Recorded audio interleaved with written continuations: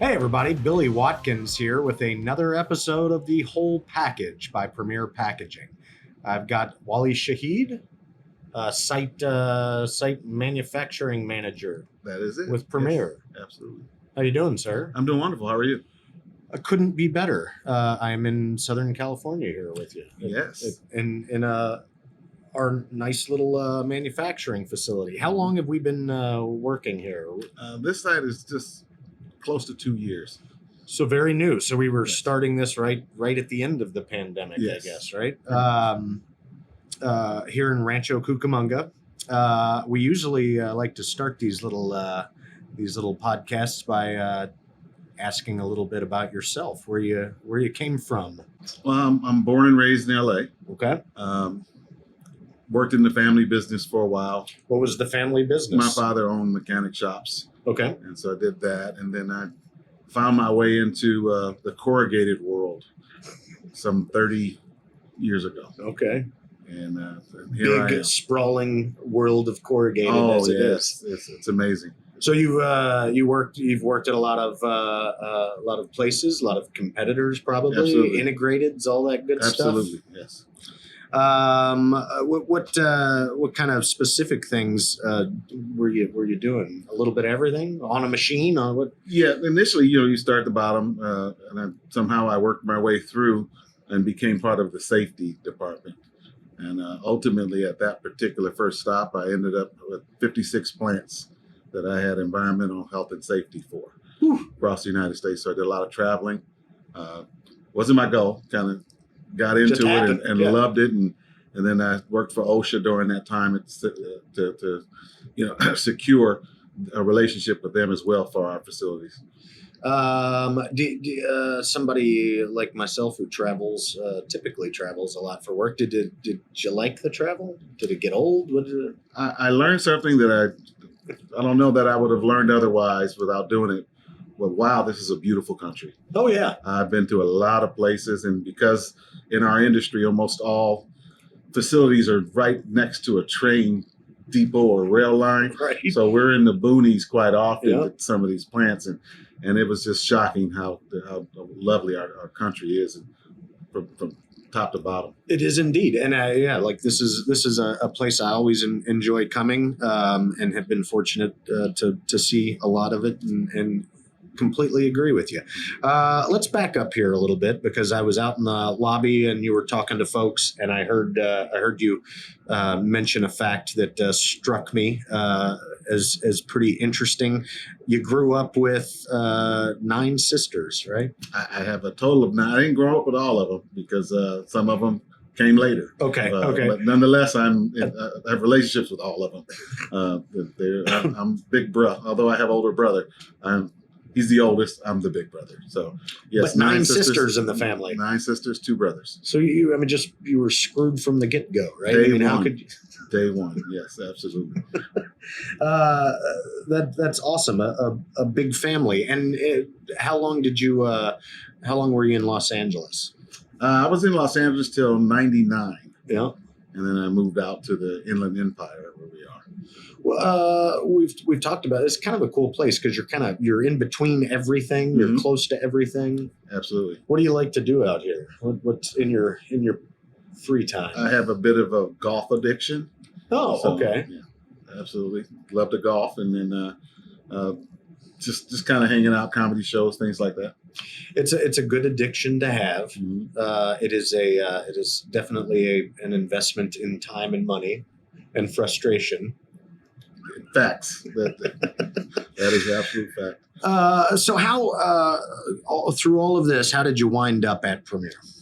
I learned of an opportunity through a friend, actually. Okay. Applied accordingly, and was able to secure an interview, and learned a little bit about Premier prior to the interview, and it seemed to be a direction I'd like to travel in. I dealt with a huge integrateds, and even with a very large privately owned corrugation company, and I thought this was something that made sense for me and where I was, and being able to maybe help some people move into my direction or grow with companies which seems to be not something done at the integrated anymore.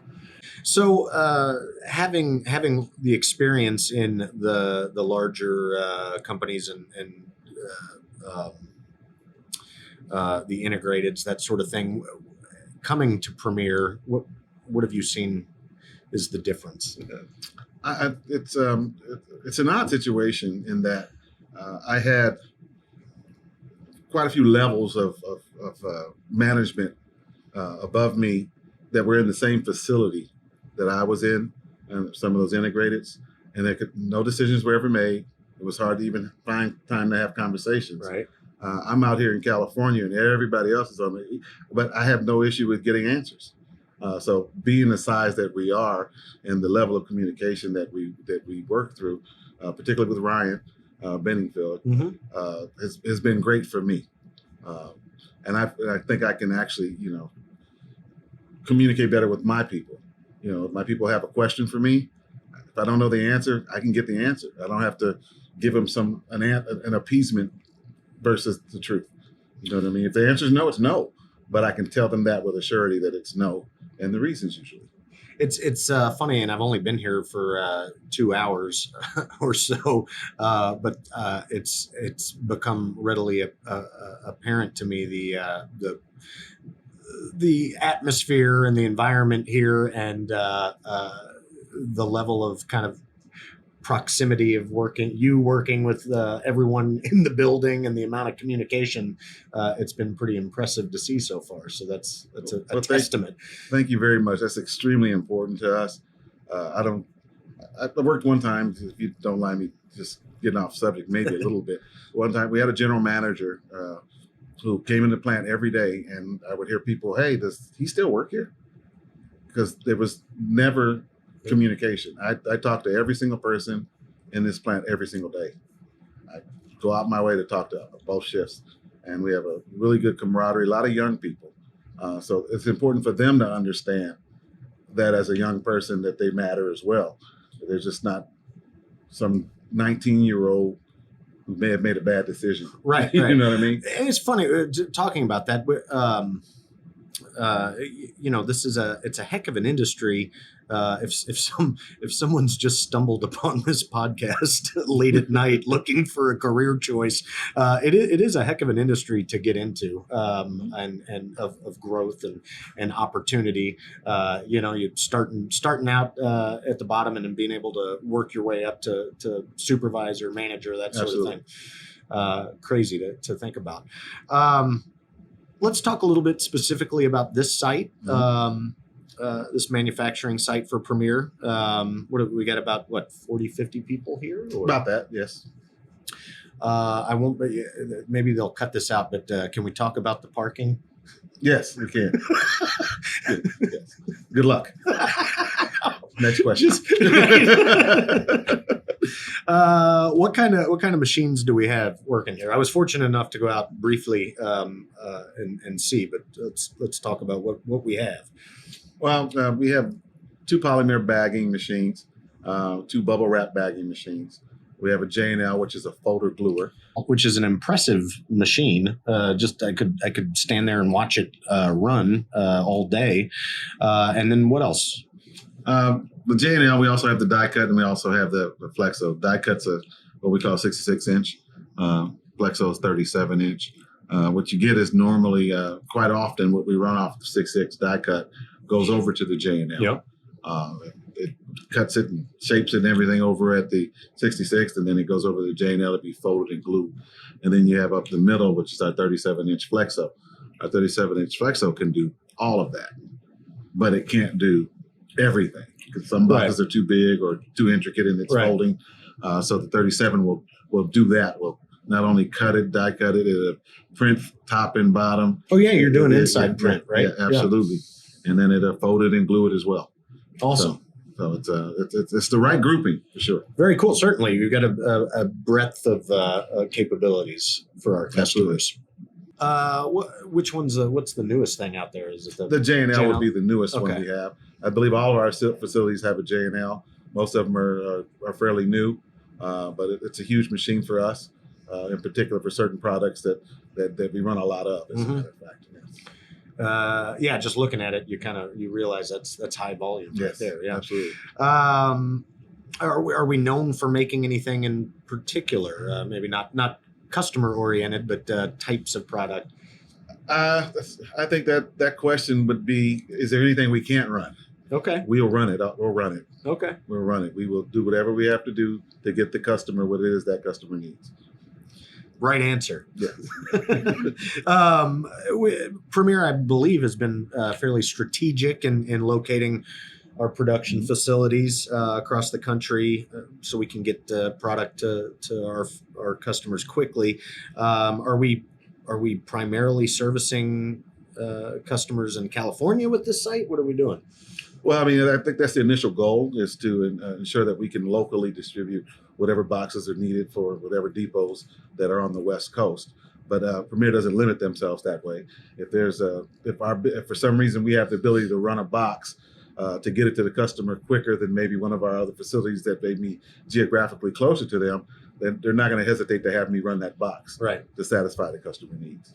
Are we and so we run it here and then we're shipping it to our distribution Yes, we have facility. Our distribution center is pretty close. It's over in Fontana. Good 15-minute Yep. ride in a car. Everything stores there, then it gets moved from there to the next spot. Is it how many truckloads of product do we ship out of here in a day? Do you? On a daily basis, we ship about 5 a day. Oh wow! But we ship it every day. So we can. Sometimes it's a little less, but we can get there. All machines are running as they should. And we're running 2 shifts. Yes. Praying for 3. Okay. Yeah. Max it out. Yeah, we would love to max it out.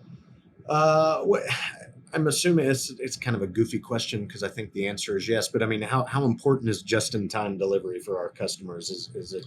It's everything. Being in this industry as long as I've been in this industry, everybody's worried about forecasting and what have you. At the end of the day, if the customer needs it, it's not for me to question whether he needs it or not. It's up to me to get it there. And if it gets to him, the rest he's happy. Right. Anything outside of that, I could shut down an entire operation by not getting someone what they need in a timely manner. What here we are, 2024. We've been through some crazy times, ups and downs, worldwide, sort of. What's the manufacturing situation like now? Are we still experiencing labor shortages? Are we still having supply chain issues? What's the pulse like? Again, it all depends on, if you're a conspiracy theorist, and yeah, the supplies are available, but they're not making them available so they can increase cost. We can't worry about that, right? So what we have to do is just make sure that we have the people trained to, when the product gets here and our ability to run it continues to get it out the door in a timely manner. So manufacturing is a tough industry. There's a lot of people don't want to work. The behavior has changed since the pandemic, in that people, a lot of people work from home now. Right. This is physical labor. Our workforce is on an average probably 22 years old. It's a lot of younger people. Now, some people may consider that like, they don't have a work ethic. Well, that's what we're here for. To help them with that work ethic, show them how to grow. Yeah. Not easy. I think back to myself at 22 and what an absolute idiot I probably was. But and not much has changed. Mm-hmm. But we're doing. It sounds like we're doing okay. We're keeping folks here. People are staying with us, and they are learning and getting better at their jobs. Right. Absolutely, and then maybe not good, but we encourage not only the growth within here. We're actually sitting down with some of these younger guys and asking them, are you in the right place? Are there some other opportunities out there for you that you're not looking at that maybe haven't been discussed? It could be any number of things, but we just want them to make sure that they're looking at a bigger picture. Right. If not, you end up with an unhappy employee later versus an employee who saw options and then chose to stay with us. So, I would support them. Anything that's going to cause them to grow, that's what I'm here for. So, Wally, what do you anticipate for Premier's manufacturing in the future, for this plant, elsewhere? Again, as we said, we're looking to move toward 3 shifts. We want to maximize this facility. We want to outgrow this facility. We want them to come get all our machines and move them into a bigger place because we have too much business for this size facility. Add a couple of more, that sort of thing. That'd be nice. I would hope that there's plans. And as a matter of fact, I know that there's always discussion about growth, right? But more on the West Coast. We are the West Coast representatives, and we intend to continue to represent proudly. But any growth that is a part of the business getting bigger and better for Premier is what all of our goals are, I can imagine. What do you, being in the industry for so long and knowing what you do, if you were to have like a Christmas list of machinery, is there what would you like to see added? Wow. So you want me to give you what it's going to cost me to get it also? No, it's a Christmas. It's a Christmas list. Obviously, Santa's going to bring we it. Love newer equipment, but the equipment we have actually works quite well. Yeah. The only thing newer equipment would give me is maybe some speed that I can't get otherwise. Right. Right. We'd like to have another piece of equipment in the building. Right now, with the three major machines that we have, being the JNL, the Flexo, and the die cut, there's some opportunity for mini Flexo, things of that nature. Yeah. I know they're already working on getting me another strapper. There's a lot of things going on that's going to help us grow. But there's always more opportunity. But another major machine would not hurt my feelings. And with that bigger building, I'm thinking more parking. Well, I think that's going to be the theme. Let's go with that. Yeah. Parking sounds important. I'll pass it along. See, I'm making this like my own little personal. That should have been my answer. What would you like to see? More parking. I pray to God I didn't do something wrong, and I feel like I parked in the wrong spot, and I'm going to be towed. My rental's gone by the time I get out there. Okay, well that may not be anything other than a California issue. Okay, we'll see. Time will tell.